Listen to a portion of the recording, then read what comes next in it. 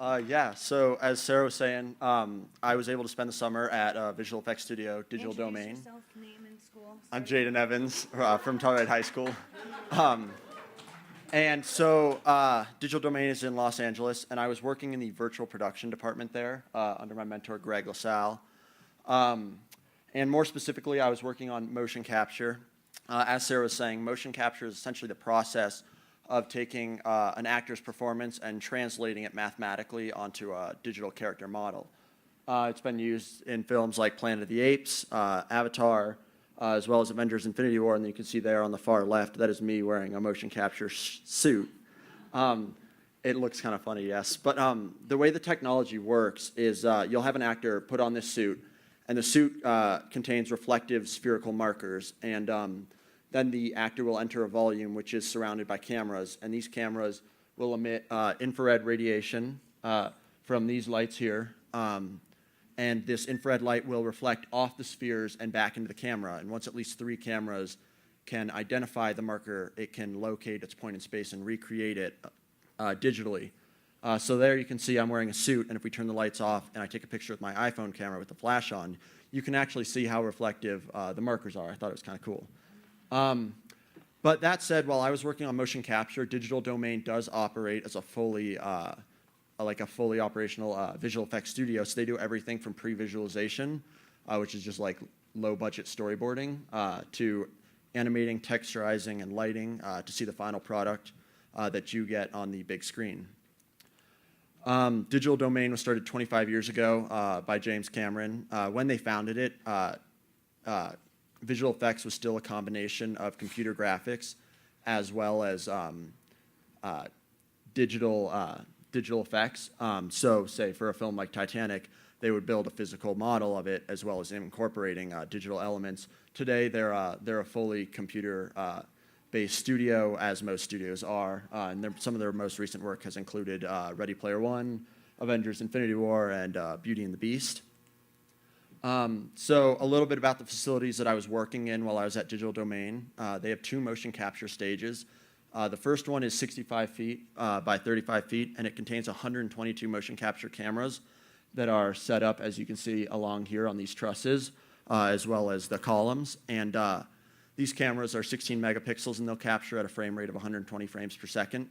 And the advantage to the kind of stage that Digital Domain has is it allows the clients, the directors, and the actors a lot of versatility in the performances that they'll be doing. Having a large space like that is quite uncommon in the motion capture world, so it makes them a highly competitive studio. And then in addition, they also have a smaller motion capture stage. This one is only 25 feet by 18 feet, and it has 36 motion capture cameras. This is primarily the ROM stage. We would use it to do range of motions, that's ROM, for actors. And so before we would do a performance capture, we'll bring the actor in, put him in a suit, and they'll go out there and they'll go through like a full range of motion, so that way we can build a virtual skeleton that we can use to capture their performance. In addition to that, we also have 26 head-mounted camera setups, and we'll use these to do facial capture independently of body capture. And we don't always do facial capture. Sometimes the performance might necessitate recording the subtleties in the face, though, so then we'll use these cameras. Here at the end, the setups have 4 cameras that will capture at 60 frames per second, and then we can independently record and process the motion capture data for the face. And then finally, they also have a very large inventory of modular set pieces as well as props that is really helpful for the client crew because it allows us to build the correct sets for them and gives them a lot of versatility with the props that we can offer. I thought this picture was kind of cool. These guns that you can see here were actually used in the filming of Ready Player One. And so while I was there, I was lucky enough to be there for 4 shoots that they were working on. They were doing 1 in-house project, and then we also worked on 2 video games, which will be coming out in 2019, as well as 1 feature film. So in this picture here, you can see this is on stage 1 on set. So we built the set there, and these are the actors in their full motion capture outfits. But when we weren't doing shoots for motion capture, it was still really cool. I worked on a lot of cool stuff at Digital Domain. One of the highlights is when I got to spend some time with the head of software R&D, Doug Roble. Doug and his team are currently working on the Digital Human Project, which seeks to recreate highly realistic digital humans in real time without using markers. And so I was able to spend a lot of time with him, and he kind of showed me the process that they go through, the pipeline to develop such a cool project. And so that was really inspiring to get to work with him. And then also, one day we also went to USC, and we got to work on, we went to the Institute for Creative Technologies there, and we got to work on their light stage. The light stage is really cool because it we take reference photography for the animators later to go through and create highly realistic faces. And so it'll capture things as little as the pores and the blood vessels on your face under all kinds of lighting conditions when these LEDs in this ball will strobe around the subject. And so the animators can go back and reference it later to make it as accurate as possible.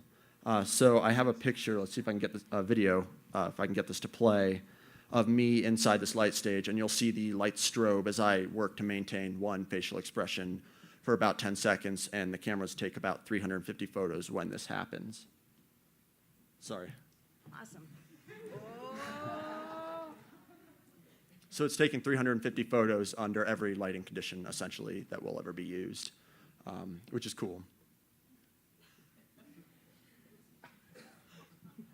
Yeah, so it looks a little funny because you have to maintain one expression, but yeah. And then lastly, I wanted to touch on some of the software that I got to use while I was there. We worked with Autodesk's Maya, Motion Builder, as well as Vicon Shogun. This is Maya. Maya is a 3D modeling software, and the artists at Digital Domain will use it to create environments and props for the projects that they're working on. I spent a lot of time with this software, and I was really lucky to be able to familiarize myself with this. And then additionally, we used Motion Builder in the mocap department, and we used this on set, so that way the actors and the directors can see real-time performances of what they are doing. And so say you're playing whatever, like an 8-foot-tall monkey, it's helpful to be able to see in real time this avatar that you are driving. So that's primarily what we would use this software for. And then finally, this is Vicon Shogun. Shogun is what we use to process the marker data after a performance capture shoot. We would use it so sometimes markers may go missing or there's shakiness. And so we'll go through to label all the markers and smooth it out before we hand it off to the animation and lighting departments to give them the best data possible. So that was really cool technology as well.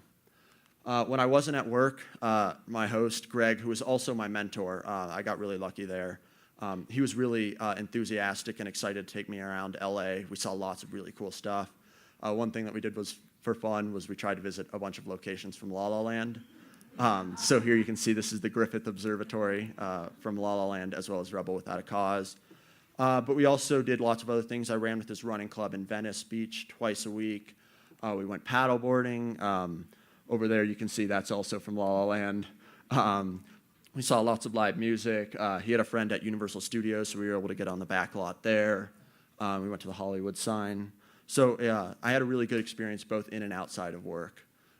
So yeah, I just wanted to take a moment to thank my mentor and host, Greg LaSalle, as well as Sarah Holbrook, for organizing such a great internship. And I would say that my advice for future Pinterns is to do your best to get as passionate about what you're doing, because it really creates for a really enjoyable experience if you can get excited about the work that you're doing.